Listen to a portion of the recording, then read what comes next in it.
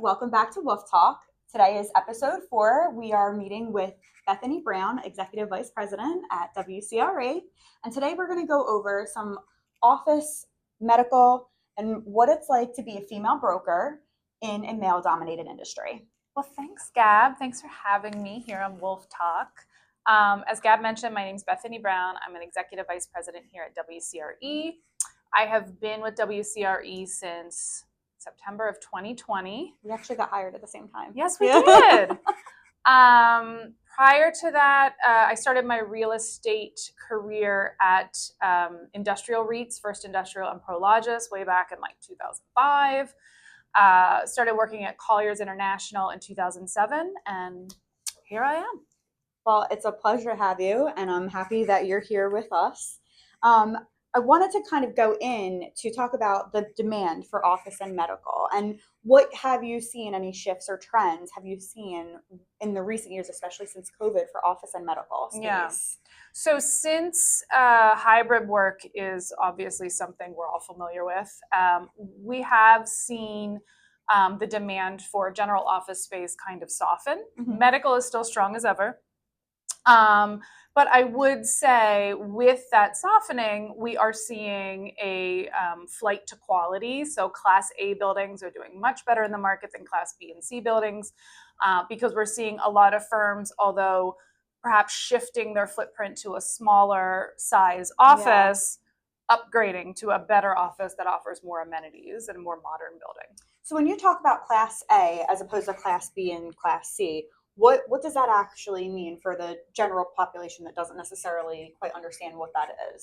Class A buildings in this market are typically, more modern, newer buildings, have better amenities, energy efficient, maybe they're LEED certified, in really great locations. The Class B and C buildings are, maybe built in the 80s, 70s, kind of haven't changed in their ways in a lot of years.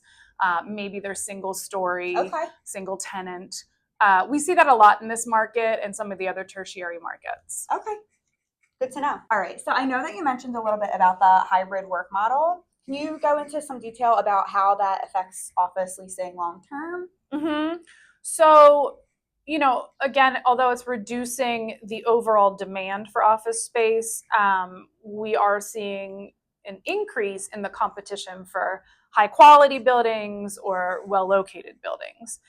We're also seeing an uptick in sort of shared co-working models. Mm-hmm. Sometimes landlords do that individually in their own buildings, or perhaps they'll partner or lease out to some of the executive co-working suites as well. Can you give us some detail about what co-working is and like what that entails and how that sometimes helps or can hurt landlords? Yeah, I mean, we saw it a lot post 2020 when people were deciding, I can't work from home anymore, but my office isn't open yet, and I need a brick and mortar location that I can go and shut a door and, focus without children screaming or whatever we all face, dogs barking. And we've seen that sort of in between temporary need kind of continue post the COVID era, where maybe the headquarters is in Philadelphia or somewhere else, and you want a more local location to home. Yeah. So it would just be renting a small space and one office, 2 offices, and you would share a conference room, you would share a kitchen, you would share all of these amenities. Something like a WeWork is a great example of that and is a household name. Very cool. That's good to know too. As far as, obviously like landlords are shifting kind of how they're utilizing their space, especially with like the WeWorks like you mentioned. What are some things or key advice that you would give a landlord that might have a Class B or Class C building that is looking to improve to a Class A? Like, what would you suggest to them as far as making those changes? Yeah, I mean, you could probably never improve to a Class A. Okay. But to attract, quality tenants to some of these older buildings, you have to invest in your building. Right. You have to modernize the lobby. You have to modernize the bathrooms. You need new HVAC. You need tenants to want to be in the space. I would say you also need a really good property manager. Okay. Someone who is super attentive to the tenants, and is a great go-between between the owner and, of course, the tenants. And then finally, be flexible in your lease terms. I mean, our market, we are starting to see shorter and shorter lease terms. 3 years is becoming the norm as opposed to it was five for, 10. yeah. I mean, you still have some longer term stuff, but being flexible in the lease terms and allowing renewals is really a great way to get tenants in the space. They have the flexibility to grow or even shrink possibly, but you can keep them long-term with renewal options. So from a landlord perspective, I know that you had mentioned that the deals are getting shorter and shorter, you know, where it used to be 5 years, it's now 3. What are some strategies and in lease negotiation that a landlord should utilize when trying to secure these tenants? Mm-hmm. So I would say number one, hire a really good broker. We have many here at WCRE. Yep. But no, in all seriousness, you know, understanding the tenant's priorities. Not every tenant has the same priority. Making sure the rent structure and identifying, you know, if it's renewal flexibility or their build out, like what is the most important thing to them, I think is super helpful. Again, balancing that flexibility with stability. So maybe giving them a shorter initial lease term, right? But then with renewal options to keep them in the building. It gets them over the hump of, you know, being afraid of what the future holds and making the wrong decision now. I would also say get creative in your incentives. Like it's, you know, no landlord wants to lower the rent, right? But you could, you know, do phased in rent escalations. You could do different turnkey build outs. You could do more free rent. You could do extended renewal options. Just get creative in what you're offering to the tenants. That's good to know. And it's nice to hear that because I don't think that like all landlords are thinking that way or think that they can do, you know, these lease negotiations in different perspectives. So it is important to have, obviously, as silly as it sounds, a good broker that knows what they're doing and knows what they're talking about, so that they can support the landlord in the best way. Yeah, absolutely. As far as on the flip side with tenants, what are some key mistakes that they should avoid when looking to negotiate a lease or going to think about getting into a certain building? Yeah, I would say the first thing and the thing that we see the most is not thoroughly reviewing the lease, your existing lease and the lease terms, or a new lease. So not understanding rent escalations, not understanding operating expenses, renewal options, any of those things that can come back and bite you later, is definitely a pitfall you want to avoid. Also underestimating your future space needs and kind of backing yourself into a situation where the space no longer works for you, but you have several years left on the lease. Right. I would say those are the two biggest mistakes that I see. Okay. What are one of the most rewarding transactions that you've had at WCRA? Okay. You know, I don't know if there's one specific transaction. Mm-hmm.